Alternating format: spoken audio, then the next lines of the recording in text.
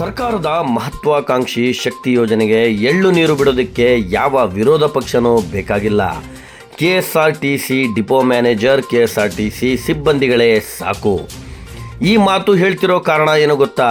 ಇಂದು ಬೆಳಿಗ್ಗೆ ಬೆಂಗಳೂರಿನಿಂದ ದಾವಣಗೆರೆಗೆ ಮಾರ್ಗವಾಗಿ ಮುಂಡರ್ಗಿ ತಲುಪಬೇಕಿದ್ದ K26F1100 ನೋಂದಣಿ ಸಂಖ್ಯೆ ಹೊಂದಿದ್ದ KSRTC ಬಸ್ಸು ದಾವಣಗೆರೆಗೆ ಬಂದು ದಾವಣಗೆರೆ ಬಸ್ ಸ್ಟ್ಯಾಂಡ್ನಿಂದ ಕೇವಲ 2 ಕಿಲೋಮೀಟರ್ ಚಲಿಸಿ ಒಮ್ಮೆಲೆ ನಗರದ ಅತಿ ಹೆಚ್ಚು ಟ್ರಾಫಿಕ್ ಇರುವ ದಾವಣಗೆರೆಯ ಹೃದಯ ಭಾಗದ PB ರಸ್ತೆಯಲ್ಲಿ ನಡು ರಸ್ತೆಯಲ್ಲೇ ನಿಂತು ಬಿಟ್ಟಿತು.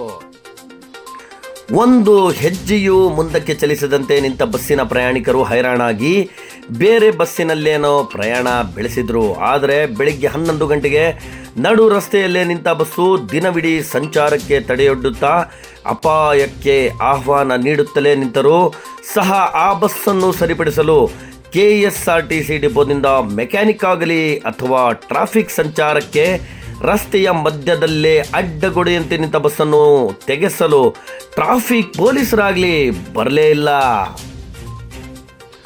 ಇನ್ನು ದಿನವಿಡೀ ರಸ್ತೆಯಲ್ಲೇ ಬಸ್ಸನ್ನು ನಿಲ್ಲಿಸಿ ಅದರ ಕಂಡಕ್ಟರ್ ಶತಾಯಗತಾಯ ಪ್ರಯತ್ನ ಪಟ್ಟರು.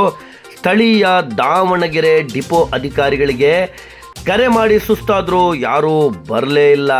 ಇನ್ನು ಮುಂಡರ್ಗಿ ಡಿಪೋಗೆ ಕರೆ ಮಾಡಿದರೆ ಪುನಃ ಅದೇ ಮಾತು. ಸ್ಥಳೀಯ ದಾವಣಗೆರೆ ಡಿಪೋಗೆ ಕರೆ ಮಾಡಲು ಅಧಿಕಾರಿಗಳ ಸೂಚನೆ. ಇನ್ನು ಲಕ್ಷಾಂತರ ರೂಪಾಯಿ ಸಂಬಳ ಪಡೆಯುವ ಅಧಿಕಾರಿಗಳು, ಸಾವಿರಾರು ರೂಪಾಯಿ ಸಂಬಳ ಪಡೆಯುವ ಮೆಕ್ಯಾನಿಕ್ಗಳು, ಕೋಟ್ಯಾಂತರ ರೂಪಾಯಿ ಖರ್ಚು ಮಾಡಿ ನಡೆಸುತ್ತಿರುವ ಸಾರಿಗೆ ಡಿಪೋಗಳು, ಸಾರಿಗೆ ವಿಭಾಗಗಳು, ಅದಕ್ಕೊಂದು ಸಾರಿಗೆ ಸಚಿವರು, ಇಷ್ಟೆಲ್ಲ ಇದ್ದು ಸಹ ಒಂದು ಬಸ್ಸಿಗೆ ರಿಪೇರಿ ಮಾಡದೆ ಅನಾಥವಾಗಿ ಬಿಟ್ಟಿರುವುದು ನಿಜವಾಗ್ಲೂ ಶೋಚನೀಯ ಸಂಗತಿ.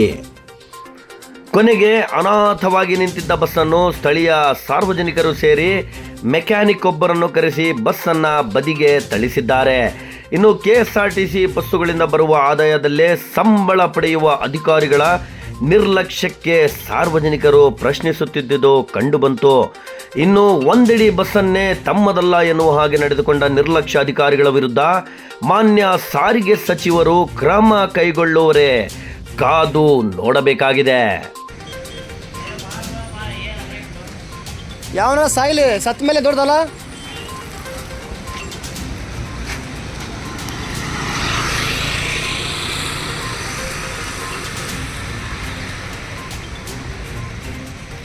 ಇಲ್ಲಿ ಬಸ್ ಈ ಥರ ನಡು ರೋಡಲ್ಲಿ ಬಿಟ್ಟು ಹೋಗಿದ್ದಾರೆ. ದಯಮಾಡಿ ನಿಮ್ಮಲ್ಲಿ ಸಹಕಾರ ವಿನಂತಿಗೆ ಮಾಡ್ತೀನಿ ಸರ್, ಇದು ಗಾಡಿನ ತಗ್ಸೋಕ್ಕೆ ವ್ಯವಸ್ಥೆ ಮಾಡಿ. ಇಲ್ಲಿ ಗಾಡಿಗಳು ಸ್ಪೀಡ್ ಬರ್ತವೆ, ಇಲ್ಲಿ ಏನಾದ್ರು ಅನಾಹುತ ಆಗುತ್ತೆ, ಆಗೋದನ್ನು ತಡೆಗಟ್ಟಬೇಕಂತ ತಮ್ಮಲ್ಲಿ ವಿನಂತಿಗೆ.